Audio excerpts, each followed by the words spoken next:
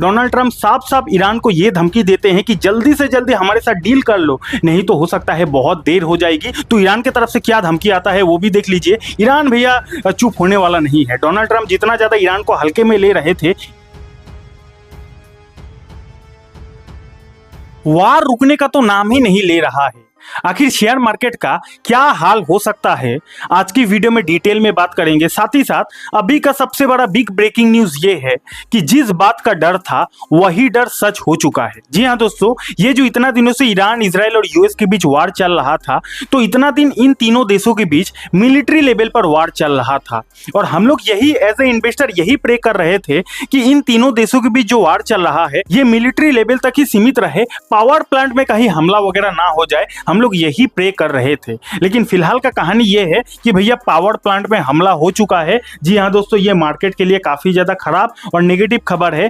अब कौन से देश ने किसके पावर प्लांट में हमला कर दिया है, आज की वीडियो में इसके बारे में डिटेल में बात करेंगे। साथ ही साथ आईआरजीसी ने एक बहुत बड़ा वार्निंग दिया है, बहुत बड़ा चेतावनी दिया है। किसको चेतावनी दिया है, क्या चेतावनी दिया है, इसके बारे में भी डिटेल में बात करेंगे। साथ ही साथ डोनाल्ड ट्रंप ने भैया नया टैरिफ लगा दिया है।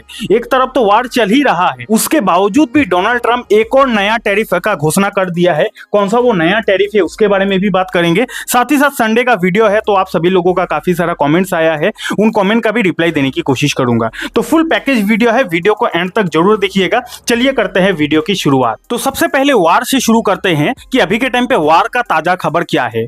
तो दोस्तों, दोनों देश एक दूसरे के ऊपर जोरदार हमला कर रहा है। कहानी शुरू होती है ईरान से। यहाँ पे आप देख सकते हो, ईरान वार लाइट तेहरान डाउन्स 2 यूएस वार प्लेन्स, यानी कि तेहरान ने भैया अमेरिका का 2 वार प्लेन्स को खत्म कर दिया है। अमेरिका का 2 जो जेट फाइटर है उसको टेक डाउन कर दिया है।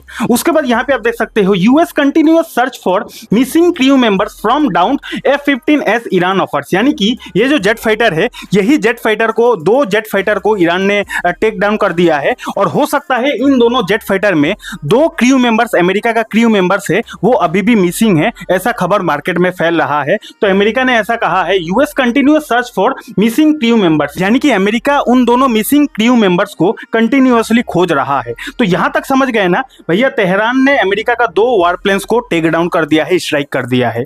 उसके बाद यहां पे आप देख सकते हो, ईरान की तरफ से एक और बयान आता है, Iran strikes another US jet near hormones, यानी कि ये जो स्ट्रेट ऑफ हॉर्मोन्स है, आपको पता होगा ये जो रास्ता है ये ईरान के अंडर में आती है। तो उस रास्ते में हो सकता है अमेरिका का कोई जेट वगैरह गया होगा और उसी जेट में ईरान ने स्ट्राइक कर दिया है। यहां पे आप देख सकते हो, Iran strikes another US jet near straight of hormones, यानी कि स्ट्रेट ऑफ हॉर्मोन्स के आसपास अमेरिका का कोई जेट दिखा होगा, उस जेट पर ईरान ने उस पर स्ट्राइक कर दिया है, हमला कर दिया है। तो यहां तक ईरान का जो कहानी है, ईरान ने कहां-कहां हमला किया है समझ गए। सब कुछ थोड़ा देर पहले का ही अपडेट है। उसके बाद इसका जवाबी कार्रवाई में अमेरिका क्या करता है वो भी देख लीजिए। यहां पे आप देख सकते हो, US Israel attacks hit petrochemical nuclear site in Iran, यानी कि वीडियो के स्टार्टिंग में ही मैंने बोला था ना कि जिस बात का डर था वही हो चुका है। इतना दिन मिलिट्री लेवल पर जो वार हो रहा था, हम लोगों को यही डर था कि मिलिट्री लेवल से ये जो वार है ये पावर प्लांट में शिफ्ट ना हो जाए, यही डर था। लेकिन फाइनली भैया पावर प्लांट में हमला हो चुका है। यूएस और इजराइल दोनों देशों ने मिलकर अटैक कर दिया है पेट्रोकेमिकल में न्यूक्लियर साइट इन ईरान, यानी कि ईरान का जो न्यूक्लियर साइट है उस पर भी हमला कर दिया है। पेट्रोकेमिकल पर भी भैया दोनों देशों ने मिलकर हमला कर दिया है, और जो चीज मार्केट के लिए बिल्कुल भी अच्छी बात नहीं है। देखो, मिलिट्री लेवल पर हमला होना ये अलग बात होता है, लेकिन पावर प्लांट वगैरह में हमला होना, इंफ्रास्ट्रक्चर पर हमला होना, ये चीज बिल्कुल भी अच्छा बात नहीं है। इन सारी चीजों पर जितना ज्यादा हमला होगा उतना ज्यादा क्रूड ऑयल का भाव बढ़ेगा, मार्केट के लिए बिल्कुल भी अच्छी बात नहीं है, ठीक है ना। उसके बाद यहाँ पे आप देख सकते हो, अमेरिका ने क्या किया है, ईरान कराज B1 ब्रिज डिस्ट्रॉयड, यानी कि ईरान का एक ब्रिज था, जो ब्रिज ईरान के लिए काफी ज्यादा इंपॉर्टेंट ब्रिज था, यानी कि इसी ब्रिज से ईरान का ज्यादातर जो मिलिट्री है वो अप डाउन करता था, और काफी बड़ा बड़ा हेवी जो वेपन है इसी ब्रिज से अप डाउन होता था। तो ये ब्रिज ईरान के लिए काफी इंपॉर्टेंट ब्रिज था, और इस ब्रिज को भैया अमेरिका ने कल का दिन खत्म कर दिया है। और इस ब्रिज का नाम क्या था, यहाँ पे आप देख सकते हो, कराज B1 ब्रिज ईरान के अंडर में आता था, तो इसको डिस्ट्रॉय कर दिया है अमेरिका ने। और ये ब्रिज ईरान के लिए बहुत इंपॉर्टेंट ब्रिज था। और जैसे ही ये जो ब्रिज है, इस ब्रिज पर अमेरिका हमला करता है, उसके बाद डोनाल्ड ट्रंप के तरफ से एक और धमकी आ जाता है। डोनाल्ड ट्रंप क्या बोलते हैं कि भैया make deal before it's too late, यानी कि डोनाल्ड ट्रंप पहले उनके ब्रिज पर हमला करते हैं, उसके बाद बोलते हैं कि भैया make deal before it's too late, यानी कि जल्दी से जल्दी आप हमसे डील कर लो, नहीं तो बहुत ज्यादा देर हो जाएगी। डोनाल्ड ट्रंप साफ साफ ईरान को यह धमकी देते हैं कि जल्दी से जल्दी हमारे साथ डील कर लो, नहीं तो हो सकता है बहुत देर हो जाएगी, हो सकता है हम लोग आपको मिट्टी में भी मिला देंगे। ऐसा जो वार्निंग है डोनाल्ड ट्रंप की तरफ से आता है, ठीक है ना। तो डोनाल्ड ट्रंप का एक ही स्टाइल है। डोनाल्ड ट्रंप भैया पहले लोगों को थप्पड़ मारते हैं, उसके बाद बोलते हैं कि मैं आपसे लड़ना नहीं चाहता, आप जल्दी से जल्दी हमारे साथ डील कर लो, कॉम्प्रोमाइज कर लो। ये इनका स्टाइल है, लेकिन इनका स्टाइल तो हर कोई बर्दाश्त नहीं करेगा। इन्होंने जो ईरान का इतना इंपॉर्टेंट ब्रिज पर हमला किया है, तो ईरान की तरफ से क्या धमकी आता है वो भी देख लीजिए। ईरान भैया चुप होने वाला नहीं है। डोनाल्ड ट्रंप जितना ज्यादा ईरान को हल्के में ले रहे थे, ईरान उतना ज्यादा हल्का में लेने वाला देश नहीं है भैया। ईरान बहुत ज्यादा गुस्से में है। ईरान ने क्या कहा है, Tehran hit list of 8 gulf bridges after US destroys the biggest in Iran, यानी कि जैसे ही अमेरिका ने ईरान का सबसे बड़ा ब्रिज पर हमला किया है, तो तेहरान ने भैया हिट लिस्ट जारी कर दिया है। 8 गल्फ के ब्रिज पर हमला करने का खुला चेतावनी ईरान ने दे दिया है, तेहरान ने भैया दे दिया है, ठीक है ना। यानी कि अमेरिका ने तो ईरान के एक ही ब्रिज पर हमला किया है, लेकिन तेहरान की तरफ से, ईरान की तरफ से ये धमकी जाता है कि हम लोग आपके इन 8 ब्रिज को खत्म कर सकते हैं, तो तैयार हो जाओ। तो ईरान को हल्के में लेना डोनाल्ड ट्रंप का हो सकता है जिंदगी का सबसे बड़ा भूल हो सकता है। उसके बाद आईआरजीसी की तरफ से एक और क्लेम आता है। आईआरजीसी क्या है? आईआरजीसी है ईरान का मिलिट्री का एक संस्था है, उसी को बोला जाता है आईआरजीसी। तो IRGC claims attack on Oracle data centre in Dubai, यानी कि दुबई का जो ओरेकल डेटा सेंटर है उस पर ईरान ने जोरदार हमला कर दिया है, और उसका जो फोटो वगैरह है यहाँ पे आप देख सकते हो, ठीक है ना। तो जहां जहां यूएस ने, अमेरिका ने अपना मिलिट्री बेसिस बनाया है, डेटा सेंटर वगैरह बनाया है, वहां वहां ईरान चुन चुन के बदला ले रहा है। तो ये जो वार है ये रुकने के बजाय और भी ज्यादा एस्केलेट होते जा रहा है। और वीडियो की स्टार्टिंग में मैंने एक और बात बोला था कि डोनाल्ड ट्रंप ने भैया लगा दिया है एक और नया टैरिफ। कौन सा वो नया टैरिफ है? यहाँ पे आप देख सकते हो, Donald Trump 100% pharma import tariff, यानी कि इस बार डोनाल्ड ट्रंप ने फार्मा सेक्टर पर कितना परसेंट का टैरिफ लगा दिया है? 100% का टैरिफ लगा दिया है। एक तरफ युद्ध चल रहा है, दूसरी तरफ भैया टैरिफ का कहानी फिर से शुरू कर दिया है। फार्मा सेक्टर पर 100% का टैरिफ लगा दिया है। अब जबकि हमारा जो इंडियन फार्मास्यूटिकल कंपनी है, अमेरिका पर काफी ज्यादा डिपेंडेंसी है, अमेरिका से काफी ज्यादा पैसा कमाती है हमारा इंडियन फार्मास्यूटिकल कंपनी, तो इंडियन फार्मास्यूटिकल कंपनी के ऊपर काफी ज्यादा बुरा दिन आ सकता था। लेकिन फिलहाल के टाइम पे अच्छी खबर यह है कि 100% टैरिफ लगाने के बावजूद भी हमारा इंडियन फार्मास्यूटिकल जो सेक्टर है वो उतना ज्यादा डिस्टर्ब नहीं होगा। उतना ज्यादा डिस्टर्ब इसीलिए नहीं होगा क्योंकि देखो, ये जो फार्मा होता है, ये जो मेडिसिन होता है, मोटा मोटी 2 प्रकार का होता है। एक होता है ब्रांडेड मेडिसिन और एक होता है जेनेरिक मेडिसिन।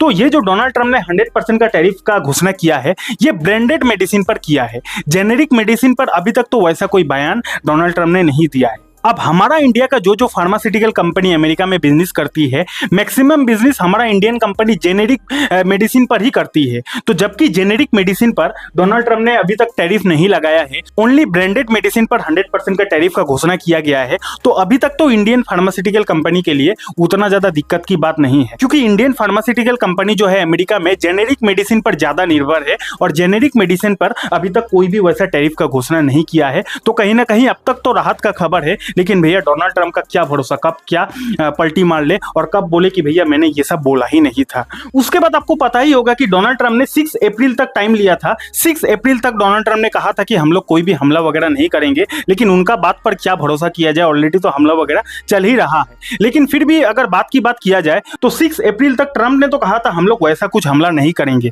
तो 6 अप्रैल भैया खत्म होने वाला है। अब 6 अप्रैल के बाद भैया देखने वाली बात यह है कि उसके बाद डोनाल्ड ट्रंप कौन सा नया कहानी शुरू करते हैं। 6 अप्रैल तो भैया 1-2 दिन में आ जाएगा। अब 6 अप्रैल आने के बाद डोनाल्ड ट्रंप का क्या प्लान है, ये देखना इंटरेस्टिंग रहेगा।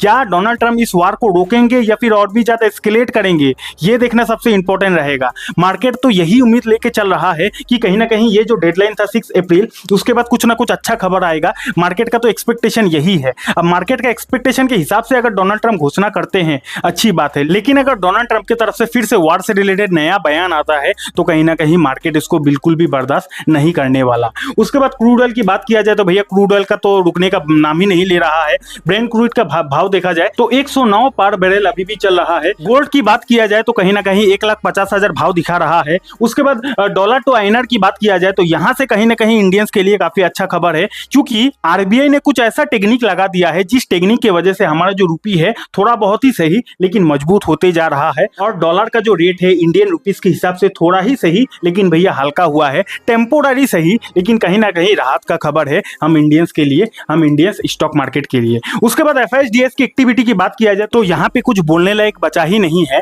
एफआईएस जोरदार पैसा इंडियन शेयर बाजार से निकालते ही जा रहा है। तो फाइनली इस वीडियो का कंक्लूजन क्या है? कंक्लूजन में भैया इतना ही बोलूंगा कि ये जो वार रुकने का संभावना है दूर दूर तक नहीं दिख रहा, उल्टा ये जो वार है और भी ज्यादा बढ़ते जा रहा है। ईरान ने क्या किया है, 2 फाइटर जेट को उड़ा दिया है। उसके बाद स्ट्रेट ऑफ हॉर्मुज के रास्ते में अमेरिका का एक और जेट था, उस पर भी ईरान ने हमला कर दिया है और इसकी जवाबी कार्रवाई में अमेरिका और इजराइल ने मिलकर ईरान के जो पावर प्लांट है उस पर भी हमला कर दिया है। तो वार रुकने का जो खबर है, वार रुकने का जो इंडिकेशन है दूर दूर तक नजर नहीं आ रहा है। अब पूरा बाजार का जो नजर है भैया 6 अप्रैल पर चला गया है। ये जो डोनाल्ड ट्रंप ने कहा था कि 6 अप्रैल डेडलाइन होने वाला है, 6 अप्रैल तक हम लोग ईरान पर उतना ज्यादा हमला नहीं करेंगे। अब 6 अप्रैल आने दो, उसके बाद देखा जाए कि डोनाल्ड ट्रंप का नया कौन सा बयान आता है और इसी पर पूरा मार्केट का अभी के टाइम पे नजर होने वाला है। तो फाइनल कंक्लूजन इतना ही है कि वार रुकने का इंडिकेशन दूर दूर तक नहीं दिख रहा है। अब चलिए आप लोगों का कुछ कमेंट्स है, उन कमेंट का भी रिप्लाई दे देता हूं। सबसे पहला सवाल संदीप जी की तरफ से आया है,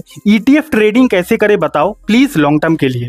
संदीप जी बताना चाहूंगा, ये जो शेयर बाजार में ईटीएफ होता है, तो ये जो ईटीएफ है और स्टॉक होता है, ईटीएफ और स्टॉक में कोई भी उतना अंतर नहीं होता है। जैसे आप शेयर बाजार में किसी भी स्टॉक को बाई करते हो, जैसे आप शेयर बाजार में किसी भी स्टॉक को सेल करते हो ना, ठीक उसी तरह आप शेयर बाजार में ईटीएफ को भी खरीद सकते हो, ईटीएफ को भी बेच सकते हो।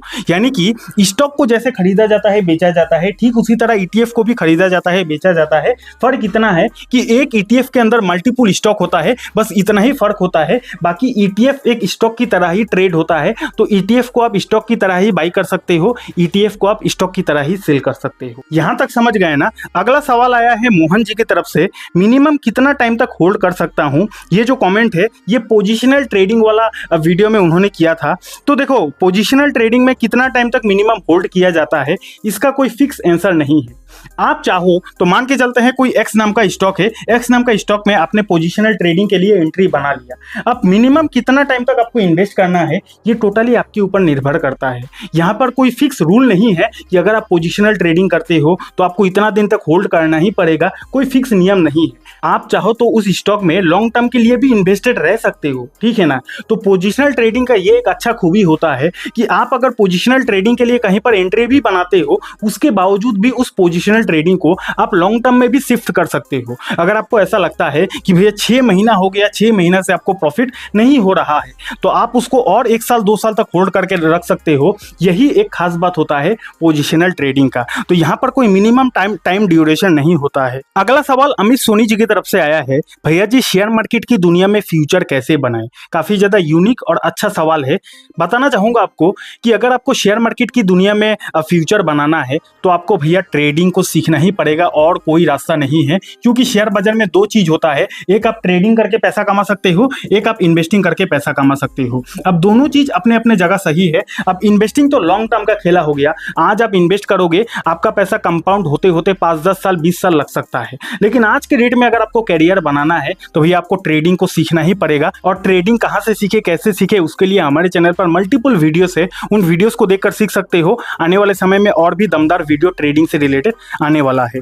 आखिरी सवाल आया है हीरा मोनी जी की तरफ से, अच्छा क्वालिटी का स्टॉक का एक लिस्ट दीजिए। तो हीरा मोनी जी बताना चाहूंगा कि स्टॉक का नाम वगैरह बताना अलाउ नहीं है, लेकिन हाँ मैं आपको तरीका सिखा सकता हूं जिस तरीके को अगर आप फॉलो करते हो तो आप भी शेयर बाजार में अच्छा क्वालिटी के स्टॉक्स को खोज सकते हो। अगर आपको उस तरीके को सीखना है कि कैसे शेयर बाजार में अच्छा स्टॉक्स को खोजा जाता है, मल्टी बैगर स्टॉक्स को खोजा जाता है, तो उसके लिए आप यहाँ पे क्लिक करके इस वीडियो को देख सकते हो। डीमेट अकाउंट नहीं है, डीमेट अकाउंट का लिंक आपको हमारे वीडियो के डिस्क्रिप्शन पर मिल जाएगा। अगर आपके पास भी कोई सवाल है नीचे कमेंट कर देना, अगला वीडियो में आपका आंसर देने की कोशिश करूंगा। बहुत बहुत धन्यवाद।